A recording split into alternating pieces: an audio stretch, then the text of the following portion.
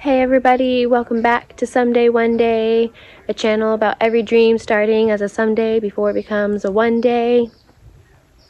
Right now you should be watching JD and I at the sugar beet harvest last October. That's where we left you guys, was in Minnesota. And the day that we were supposed to start was the day that I went to the hospital.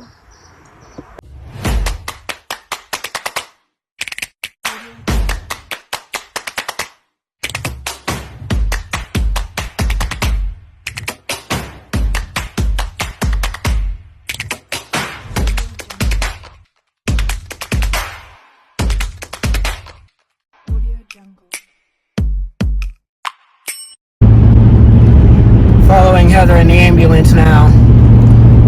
Yesterday we went and ran errands to do the last of our shopping before starting the beet harvest. And Heather started feeling not so good. By the time we got home around noon, she was uncontrollably puking. 3 o'clock this morning, I woke up and she was on the floor still puking and couldn't breathe, could barely breathe or talk. So I took her to the emergency room. They ran a bunch of tests, found out she has a gallbladder infection, where she's being transferred now to another hospital where they possibly may be doing an emergency surgery. So it looks like the beet harvest may be waiting another season.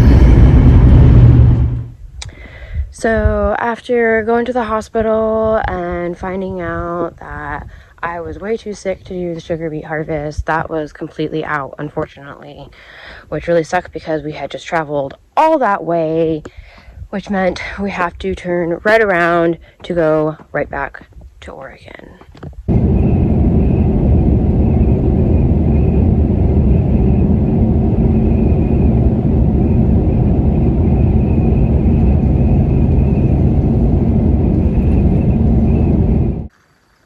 Being born and raised here in Oregon, it just made sense to come back here with our family still living here and everything, to have that extra support and the extra stability. It just made sense. So that's what we did. So it has now been 4 months since we have been back here in Oregon. And although it was not the plan, I would definitely sum it up as blessings in disguise for sure.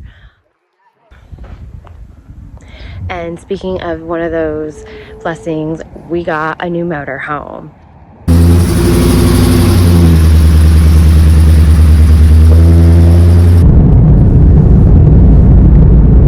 Just left the dealership with the new motorhome, and my mom's car following JD.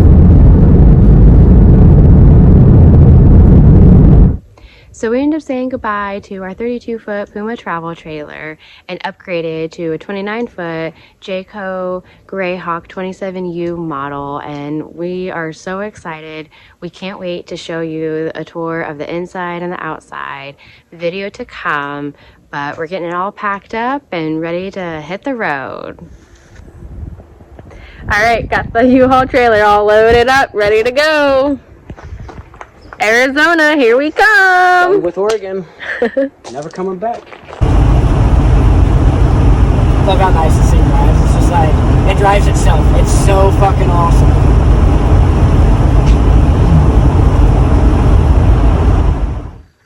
So although everything hasn't gone quite as planned in these last 4 months, and while we've been busy with behind the scenes of doing a lot of changes, a lot of updates coming, it's been busy. And while I've been busy with doctor's appointments and getting my health under control and managed, JD's been behind the scenes doing a lot of his own projects.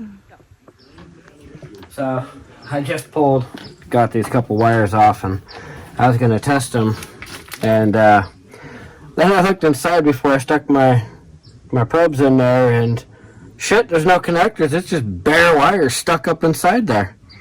And that'd be why the unit kept going into, this is one of the solar inverter units that is a grid tie unit. So your solar panels connect directly to this, then this would plug into an outlet. This outlet is also wired wrong. But anyway, this would normally just plug into an outlet. That outlet would feed your box. It would go into a breaker, feed your box, all that good shit. But this unit kept tripping out because, well, this guy who installed, there's probably 10,000 watts worth of solar around this property, and I'm assuming that all of the plugs are just bare wire. You can see there's no connector in there. There's no connector. All right, and then we got JD here doing some solar wiring.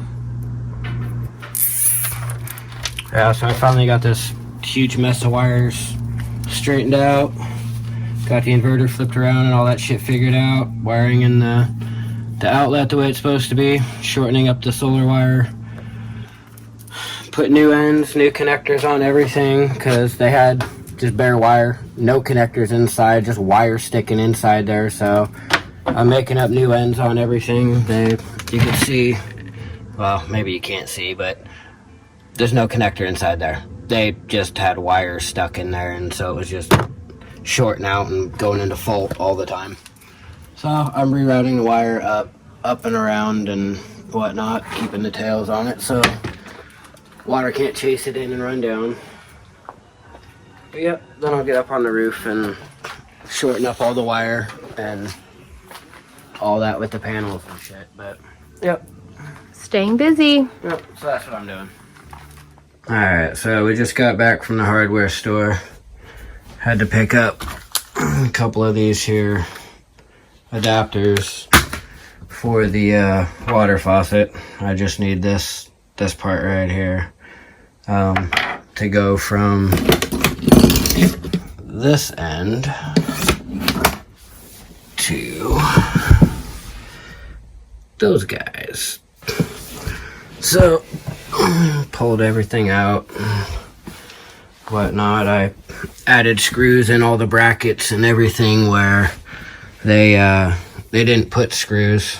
They left these spots open pretty much in every slider in the trailer was missing like one of the main important screws, the closest one to the track, the one that it had already bent. The bracket had already been bent out. I had to push them both back down and add the screws to it. And I did that on these ones also. As you can see, they were all missing one of the most important ones by the tracks. So I added screws there. I did the same in here, and this guy in the back of all those. They were also missing the screws there. So anyway, I'm gonna pop the new faucet in and let her rip. Alright, finally got the faucet in. The water pump still has some air in it, but faucet's in. Got all the lines put in, there's no leaks. What I ended up doing was just taking the original hot and cold lines out of the original faucet and just swapping those into this one and putting it back together the way it was, but with this faucet instead. Alright, just got all the vehicles moved around and ready to do the exhaust manifold gaskets and all new studs. The exhaust manifold started leaking at the gasket like these F-150s always do with the 6.2, but got everything moved around and gonna get started on tearing it apart.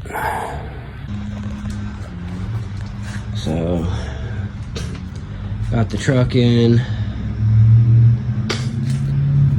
got my dad's Ranger put out, my mom's Jeep, goddamn nice brand new fucking Jeep. And I'm gonna be tearing all that shit apart to get down there to the exhaust manifold, pull that exhaust manifold off and put new gaskets and new studs in it. Got everything laid out and we're ready to go. So finally got the new manifold in. Up in there, Dominic's tightening up the last bolt. And we can lower the engine back down, put the motor mount back in, and see if she still fucking leaks. So be sure to stay tuned to see what happens next, because you never know what's gonna happen on this channel. A seagull took a big old shit on your windshield, Mom.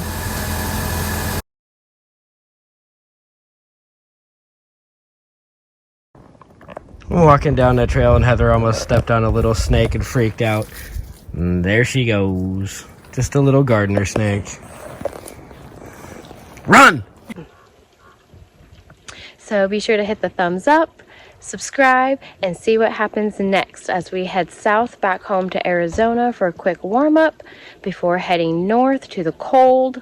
I know it's going to be like freezing cold, but back north to the cold to a place that we've always called a Oneday.